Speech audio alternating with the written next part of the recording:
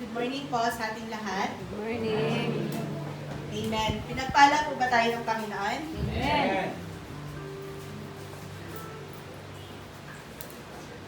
Amen. So, tunay nga po na tayong naririto ay pinagpala ng Panginoon. Amen? And sobrang na-amaze lang ako kay Lord kasi halos, eto na rin po yung mensahe ng Panginoon. Yung, as we worship today, talagang yung sabi nga kanina ni Ate Sel, yung message po, even nung last Sunday pa, hanggang ngayon, kung yung iba pong di pa naka-attend or hindi nakanood, panoodin niyo po sa ating YouTube. And we can also share it sa ating mga kapatiran, sa ating pamilya, na marirealize talaga natin yung ginawa ng Panginoon, yung importance ng ginawa ng Panginoon, yung dugong inalay niya para sa atin. I also remember na, aside from that, yung message din before about the resurrection, yung power talaga ng ginawa ng Panginoon. And with that, we are being reminded na bawat parte ng katawan natin, may ginawa ang Panginoon. Kumbaga may katumbas siya sa pag-iisip natin, sa mga kamay natin. Whenever we're getting tired or whenever we have doubts in our Christian walk, sa ating paglalakad bilang mga Kristiyano, nare-remind tayo na, ito palang mga kamay ko, inalay ng Diyos yung mga kamay niya, yung dugong pumatak sa mga kamay niya. Therefore, may sense yung mga kamay ko, may gamit yung mga paa ko, yung utak ko, di ba? Yung isip ko, yung buong pagkatao ko. And yun, sobra lang pong nakaka-bless talaga na nagiging kalakasan natin ang salita ng Diyos, ang mensahe niya. And He continuously moving, di ba? Patuloy siyang kumikilos, gumagawa sa ating buhay. Kahit nga minsan, hindi natin hinihingi, minsan hindi pa natin nasasabi kay Lord, alam niya na yung mga pangangailangan natin, yung anong mga makakapagpasaya sa atin, nandun yung full support ng Panginoon sa atin. Yun nga yung sabi sa atin na as we are at this time, mas lalo tayong parang mas lalo nagiging meaningful sa atin yung salita ng Diyos. Kung tutuusin yung mga messages natin, yung mga naririnig natin, ay nasabi na before, na-preach na before, or narinig na natin sa ibang mga preachers, sa ibang mga churches, or kung ano man yung mga napapakinggan natin, di po ba? Pero at this time, ngayon po na nasa pandemic times tayo, mas lalong nagiging meaningful sa atin bawat salita ng Panginoon. Mas nire-reveal pa po niya yung sarili niya, more of His revelation na paara sa atin. Ito siya ngayon, pero kinabukasan, ito na naman siya, di ba? He always make good things and great things in each and every one of us. So before we start, let's pray po. Heavenly Father, we thank you so much, Lord, for who you are, Panginoon, for your greatness, for being our great Father, Lord. We thank you for keeping us safe, Lord. At these hard times, Lord, at these pandemic times, we experience your full protection to us, to our families, to our communities, to this church, O God. Indeed, Lord, you never leave us nor forsake us. You're always there for us, Father God. Even though at times, we skip, Lord. We neglect you, Lord. We forget to read and meditate your word. We forget to pray, Father God. We even do the things that we just desire. But still, you are faithful. But still, you're great, Lord. You're reminding us to go back on track. to go back to you, Lord God, to be closer and closer and closer to you. Because it is your original plan, Panginoon. And it is our purpose, Lord. It is your purpose, Lord God, for us to live and give glory to you alone, Jesus.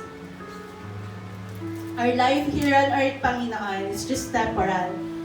Our life here on earth, Lord, is just a waste, Panginoon, if we're not living a life that's pleasing to you.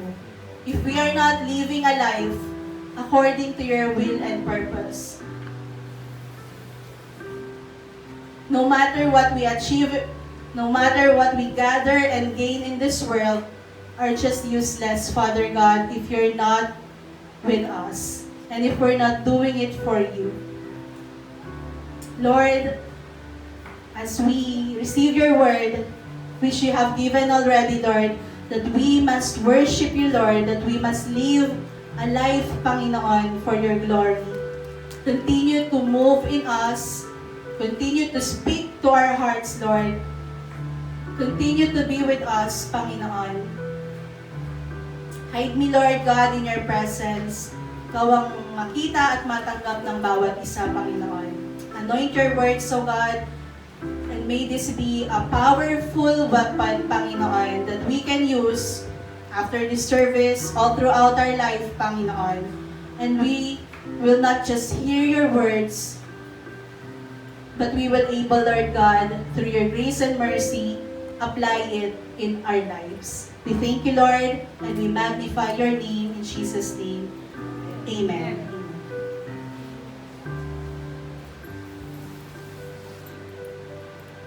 Amen. So sabi ko nga po kanina, as we worship, God has already given His message for us. Today's message po is, do all for God's glory.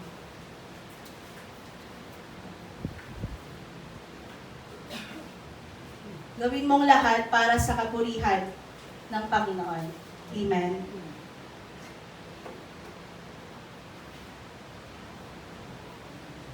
Narinig niyo na po siguro or napanood na natin yung commercial ng Nescafe. Naalala niyo po? Ano pong sabi doon? Para ka kanino ka gumigising. Gumigising, bumabangon. Tama. And para po sa mga nagtatrabaho or bago po tayo nagtrabaho sa mga corporate, meron ding tinanong sa atin, tama ba, Zee? Diba? At the last part of the interview, tinatanong, why should we hire you? Diba? Why should we hire you? Sa mga estudyante, meron ding mga examinations, tama, para malaman kung makaka-move up or makaka-usok sila sa kanilang grade levels. Sabi po din sa commercial, di ba, para kanino ka bumabangon?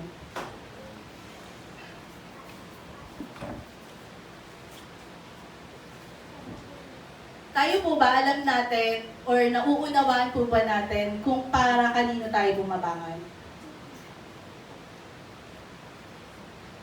Bakit bumubukas yung mga mata natin, pagising sa umaga, di ba?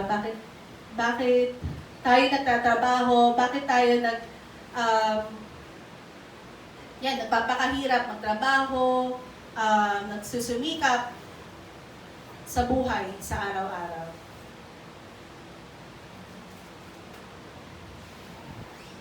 And I think it sums up saying, doing all or do all for God's glory.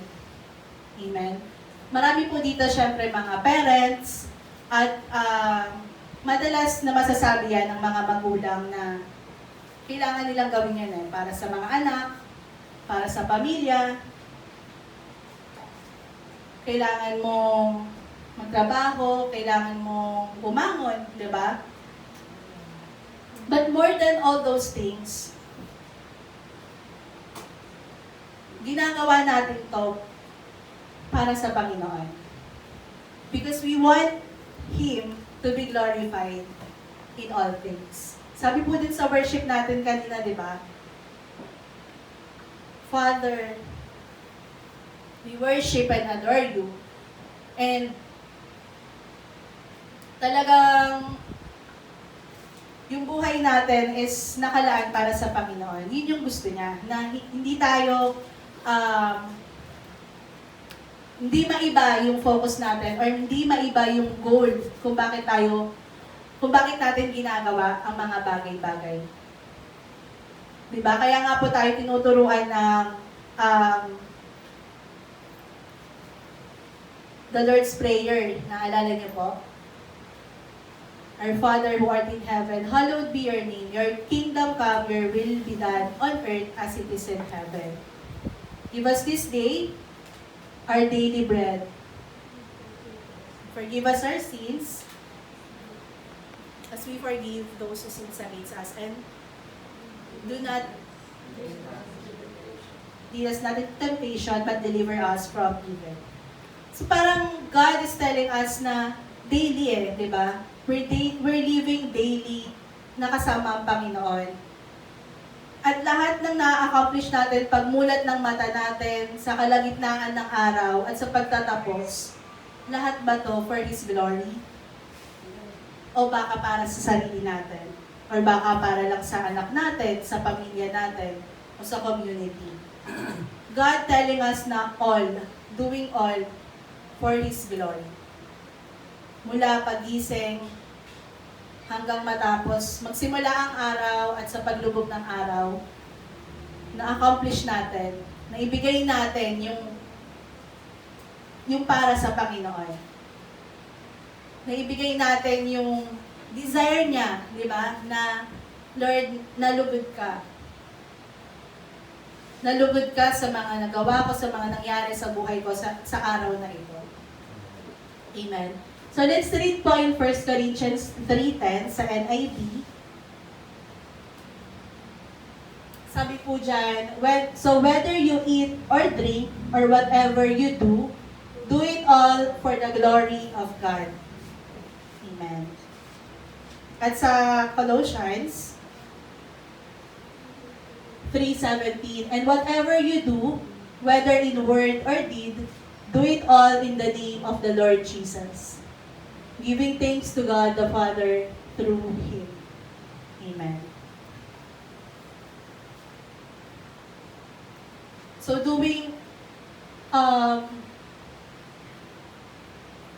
it all in the name of Jesus.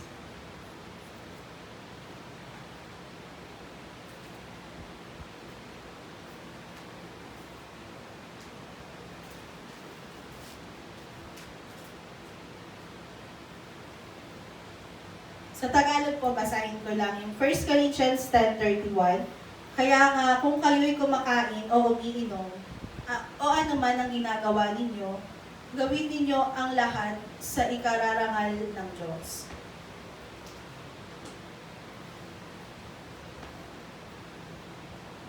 So when Apostle Paul write this verse, mapapansin po natin yung background po ng 1 Corinthians 10 at sa Colossians is about legalism, yung pagiging legalistic ng panahon na yon. Na they're trying to yung pagiging legalistic ba na kailangan ganito, ganyan, na masyadong following those mga commandments before, pero in a way na nagiging parang nawawala na din yung puso sa yung puso na desire ng Panginoon. And mas marami pa silang mga nadadagdag. Kumbaga yung sa commandments, and then as a legalistic kasi parang nag-a-add ka dun na dapat ganito, kailangan yung nagiging strict ka sa mga bagay na to in a way na hindi na siya kalugod-lugod sa Panginoon. Hindi naman na yun yung thought ng commandment ng Panginoon. Yan, yun po yung background nung message natin. So, the Apostle Paul, sabi nga po, di ba, na he says even dun sa mga unang passage niya in 1 Corinth na sa chapter 10, that we can do we can do what? Everything. Parang everything is permissible. Everything is permissible, but not everything is beneficial. So tayo po, may kalayaan tayo. Tama po? Hindi inalis sa atin ng Panginoon yung free will na yon because He wants us to move freely. Hindi tayo robot, hindi tayo kinokontrol na ito yung, kumbaga, control ka lang, ganyan. But we have this free will, we have choice that we can decide. But then, He give us His word. He give us, He lead us an example kung paano tayo mamumuhay. Kaya po, yun yung naging pattern natin at yun yung dapat na maging pattern or sinusundan natin. Hindi dahil binigyan lang tayo ng Panginoon ng free will is gagawin na natin lahat-lahat ng gusto natin or out of our own benefit lang or our desires. But God is telling us na ganito, di ba, in order pa din and for His own glory. So, maiksi lang naman po yung message today because sabi ko nga po kanina, I think naman po na sa mensahe ng Panginoon kanina, we will receive already how we should live or how we should worship God, how we should acknowledge yung presence ng Panginoon. Kasi God, sabi nga ni Ate Sel kanina, naalala ko before she start, God speaks to us differently. Iba yung bulong ng Panginoon sa Kanya, iba yung bulong ng Panginoon sa akin, iba yung bulong ng Panginoon sa inyo. And I know na binulungan tayo ng Panginoon. Amen? Amen. Na-receive natin kung ano yung message niya this morning. Kung paano tayo, kung ano yung mga idinulog natin sa Kanya, sa puso natin, sa ating mga isip, and He answers it. We have ways to glorify God. Unti lang po to, 3 lang siya. But if you can add after this, I know na meron po tayong maidadagdag pa, which is good. We can use it as part of our devotion, of our sa ating araw-araw na pag-meditate, we can add more points. Sabi po, ways to glorify God, first is worship. So worship is our expression of reverence and adoration. Kumbaga, ito yung napakataas na paggalang natin or napakataas na respeto natin sa Panginoon. Na we honor Him for who He is and for who He is in our life individually. Worship is more than a song of worship or praise, but we must believe in it. It is a life of worship. Yun. Sabi po, mapapansin nyo, di ba, na ang mga worship songs, ano po ba yung content nun? Di ba yun yung daily life natin? When you understand yung mga lyrics ng kanta, di ba yun po yung nangyayari sa buhay natin? Ito po yung kung sino ang Panginoon sa buhay natin, kung sino siya noon, ngayon, at magpakailanman. If you're going to read those lyrics, hinihimay-himay niya yung kung sino siya, di ba? Kung sino siya bilang Diyos, kung sino siya bilang Ama, bilang kaibigan, bilang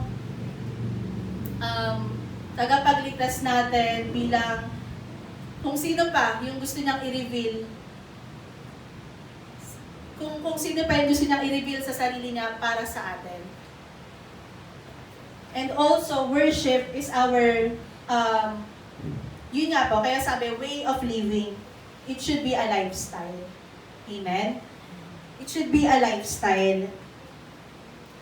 Hindi yung kapag narinig mo, ano yung worship? Ang sagot lang natin, ay yun yung nagpe-praise, Kumakanta kami, nagtutugtugan, nagsasayawan. Hindi lang po siya yun. At hindi lang yun siya. A worship is our high reverence sa Panginoon, our high adoration sa Panginoon. It's our daily living. Kung papaano tayo namumuhay sa araw-araw. Kung papaano natin sisimulan yung araw natin sa bawat ginagawa natin, di ba? Bawat trabahong meron tayo sa pag-aaral, sa ating mga estudyante, sa ating mga kapitbahay, kung paano tayo kumikilos, nagre-react sa mga bagay. It's our worship. Amen? It's our daily thing. Kaya nga sabi, do all for God's glory. So the question, is our worship giving glory to God? And it's a question that we can ponder individually. Does our worship giving glory to God? Yung buhay ba natin sa araw-araw, nagbibigay ng kaluguran sa Panginoon, nagbibigay ng adoration sa Panginoon, nagbibigay ng kagalakan sa Panginoon. We know that we have downfalls, we have our weaknesses, and God is always there, di ba? He is always here in us. Kasi we accepted the Lord, so He is in us. Amen? And kaya, yung worship na to, hindi naman po siya, hindi tayo pino-force na, ay, kailangan, makausap ko si sister, ganyan, kailangan masaya yung mangyari, ganyan. Yung kumbaga parang, you tend to predict things na dapat ganito yung mangyayari. Kasi I want to give glory sa Panginoon. Hindi gano'n, di ba? Sometimes there are things na in our worship, hindi laughters yung ending, di ba? What does it mean? It means na sa worship natin in our daily lives, may mga pagkakataon na nasasaktan ka, pero yun yung it gives glory sa Panginoon. Kasi there are times na kailangan nating madurog para mabuo tayo. May times na kailangan mag-iyakan, di ba? Para mailabas mo yung mga kailangan mong ilabas. And it gives glory to God. Because later on, God will move what needs to be done in you. Di ba? Kaya nga,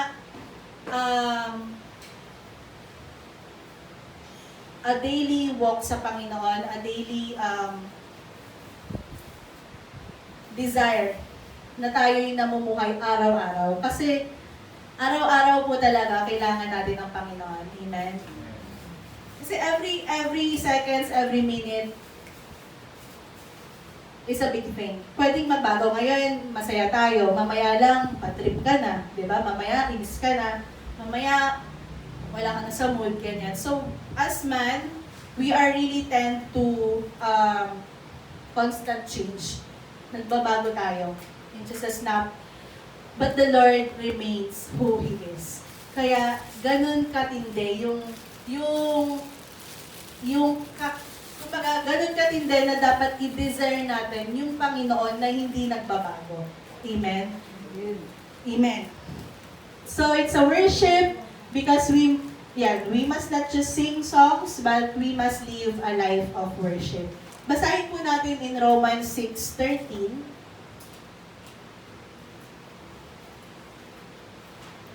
Sabi po sa Tagalog,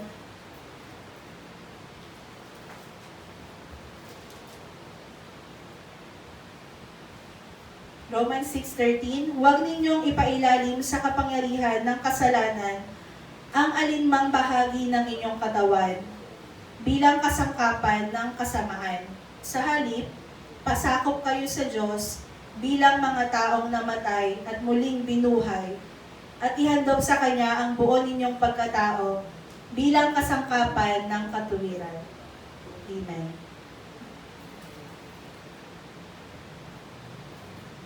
So yung kanina po na grabe kasing worship na, amen. And God is telling us, God of heaven and earth, God who brought us back to life. Amen. We were once died, or we are all dead before God.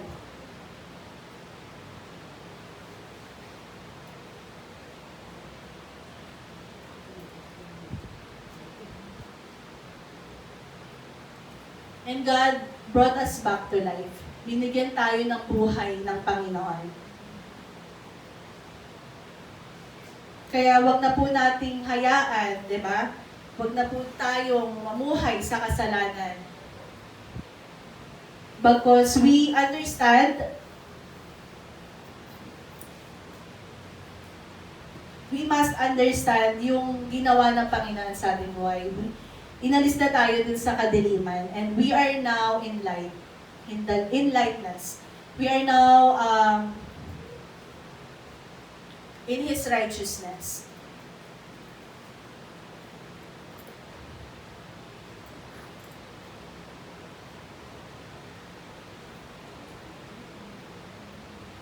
Yan. So tayo po bilang mga buhay na tao, buhay na Kristiyano, dapat nakikita sa atin, di ba? Nakikita sa atin yung worship, yung buhay na may paglilingkod sa Panginoon, may buhay buhay ka, di ba? Hindi ka dapat yung, parang hindi na mumuhay ang Panginoon sa'yo. So it's a question, di ba? You can assess then, aside dun sa first question natin na kanina, that if we give glory ba sa Panginoon in our worship, thus we give glory to God, and also assess our life, di ba?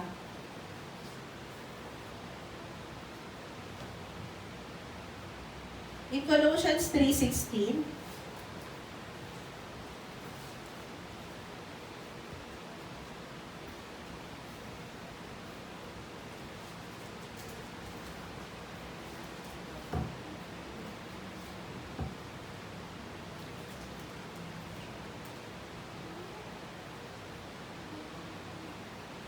so sabi dito sa Tagalog po, Colossians 3:16, ang mga salita ni Kristo ay itanim ninyong mabuti sa inyong isip.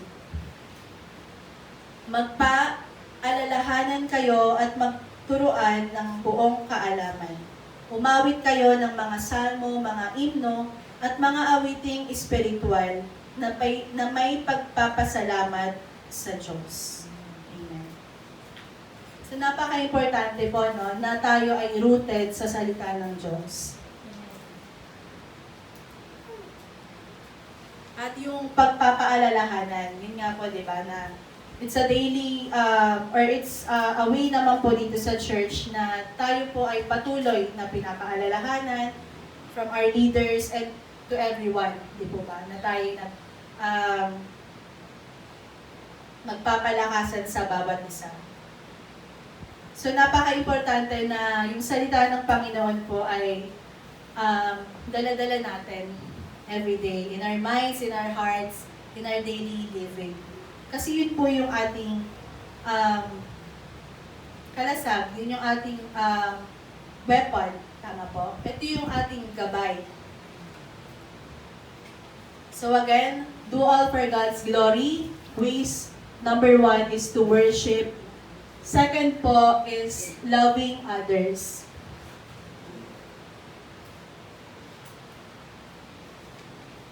Amen. So madali pong basahin yan, madali ding sabihin. But deep down, are we able to practice it? Are we able to love others? Sabi ko po sa inyo kanina, these are common verses na maaaring narinig na natin before or naituro na sa atin. But God is reminding us, if we want to glorify Him, if we're doing all for His glory, we must love others. And totoo po na may times mahirap, di po ba? May times nahihirapan tayong mahalin, lalo na yung mga taong parang ang hirap mahalin or maaaring kaaway, ganyan, or basta hindi mo ganun kasundo.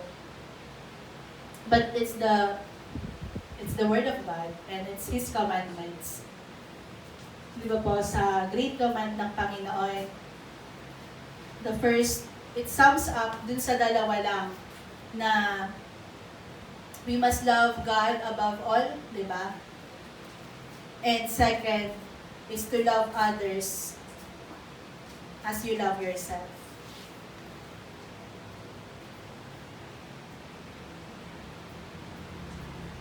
So, madali pong sabihin na I love you, mahal kita, but it's really in application. It's really through God's grace po na hingin natin na Lord, I want to glorify you and it's not easy for me to love someone or to love those people who hate me or hindi ko kasundo. But Lord, intercede, di ba? Kasi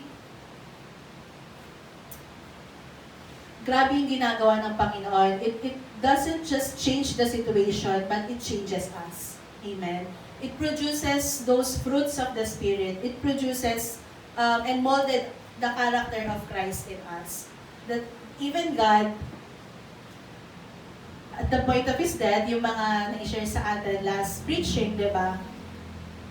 Kung tutusin, hindi niya na yung dapat minahal di ba? Sinasaktan na siya, papatayin na siya, but nandun pa din yung compassion ng Panginoon.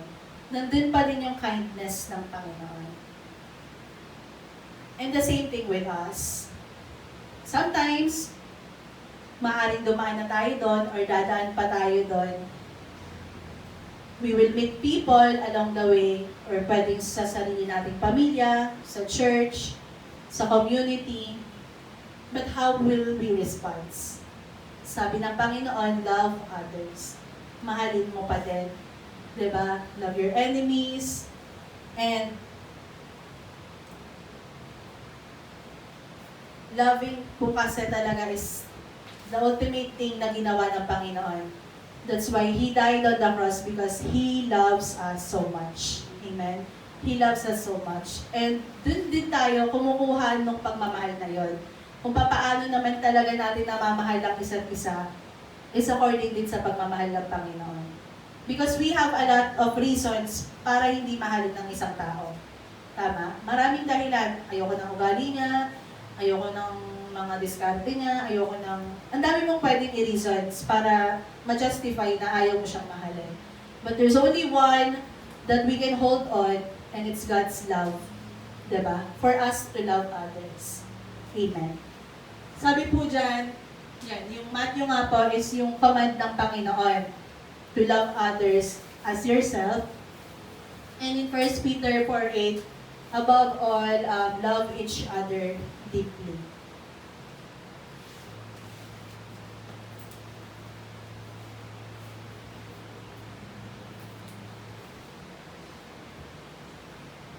So by doing this, by loving others, we give glory sa Panginoon. And yung last po natin is to spreading His glory or word. Comment po, narinig niyo na po yung sharing is caring. Narinig niyo na. Sharing is caring.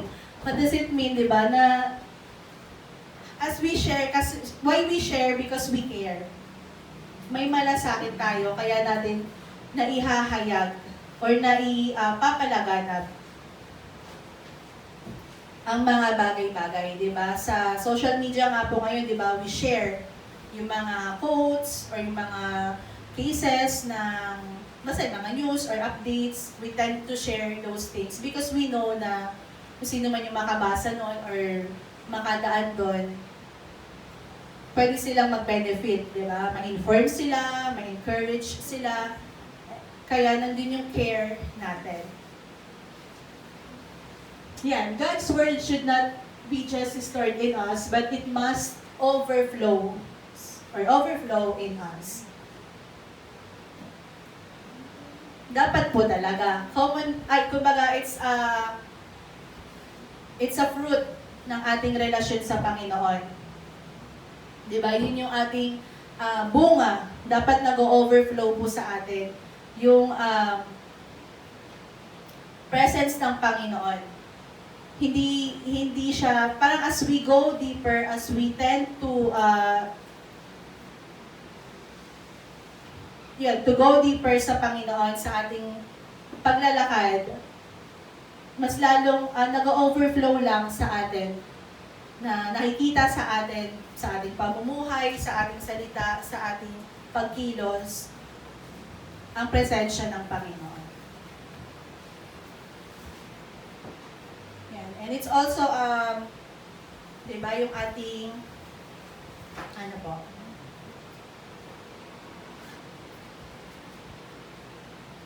great command din ng Panginoon to go therefore.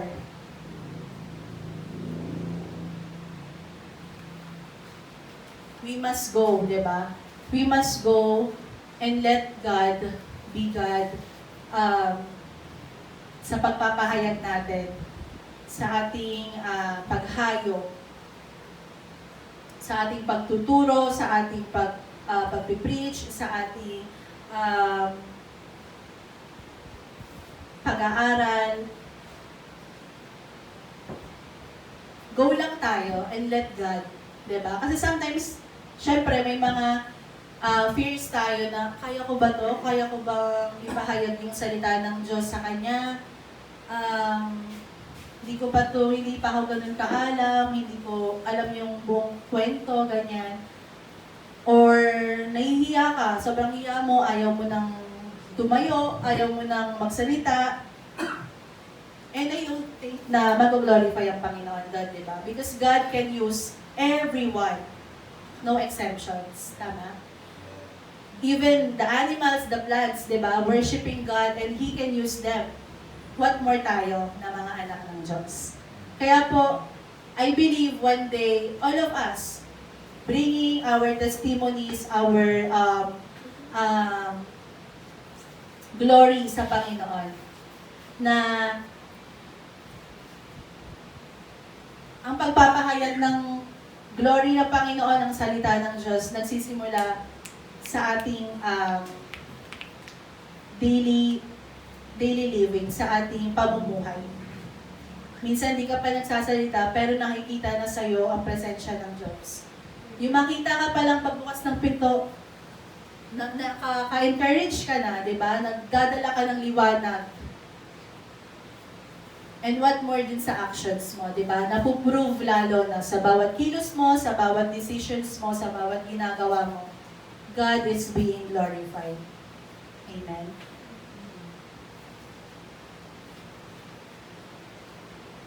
So yun po, ang mensahe ng Panginoon is for us to do all for His glory. Not for our own glory, not for our own benefit, or for this church, but for God's glory. Through our worship, sa daily living natin, sa daily walk natin, we must have a lifestyle of worship. And masarap po yun, hindi siya yung gusto ng Panginoon na na-enjoy natin yan. Hindi siya dahil kailangan mong gawin, or na-force ka, or na-oblige ka lang. But you must enjoy doing it. Amen? Because if we're not enjoying our worship here, di ba, baka, paano yun? Paano pagkukunin ka na ni Lord? Paano mo may enjoy? In our life, our eternal life is a life of worship, di ba?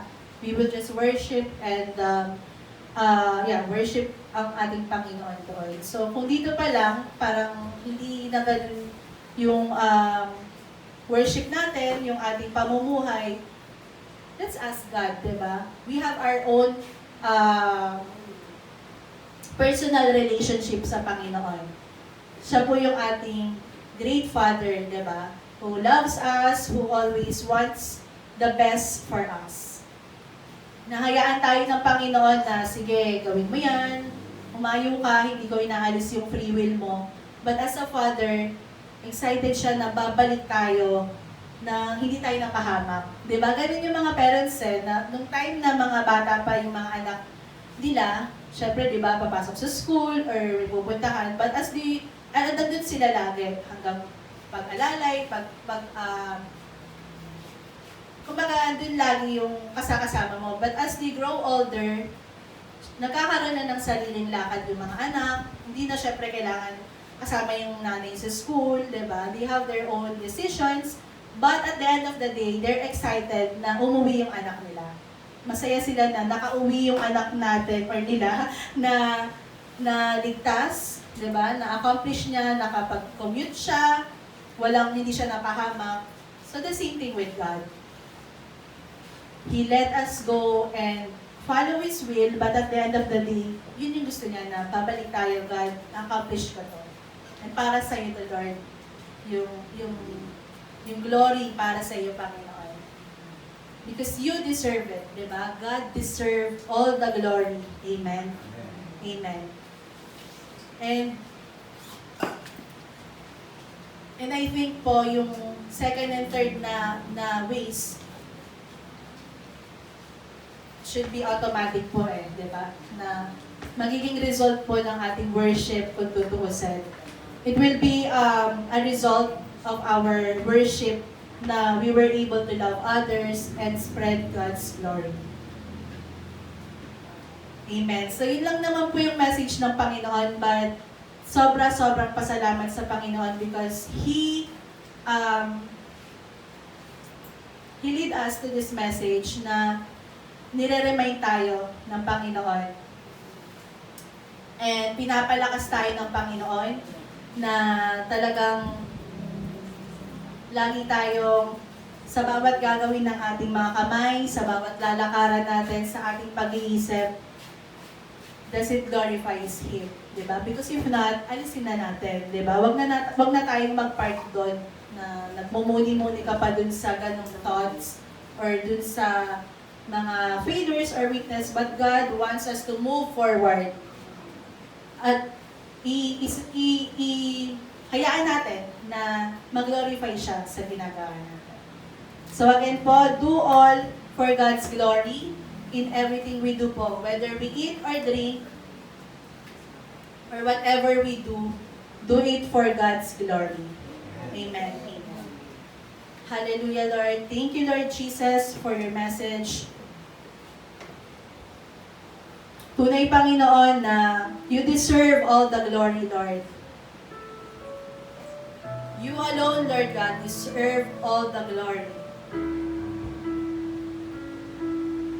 As you speak in our songs this morning, Father God, indeed, Lord, as we gather, Lord God, in this church, we glorify you.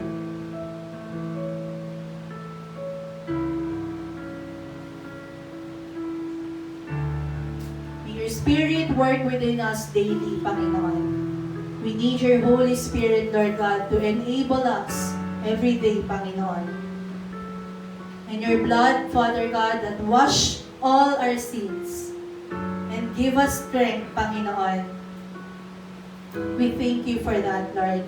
We thank you for what you've done and what you're going to do, Panginoon, sa aming mga buhay. We are all excited, Lord, sa mga new revelations mo sa bawat isa, Panginoon.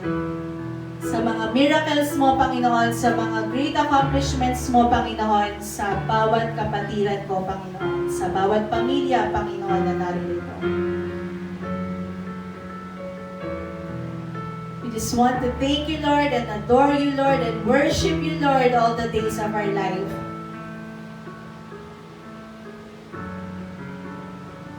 Hallelujah, Lord. Hallelujah, Father God. We thank you, Lord. We thank you so much, Father God. To you all the glory, honor, and praise. In Jesus' name, amen. Amen.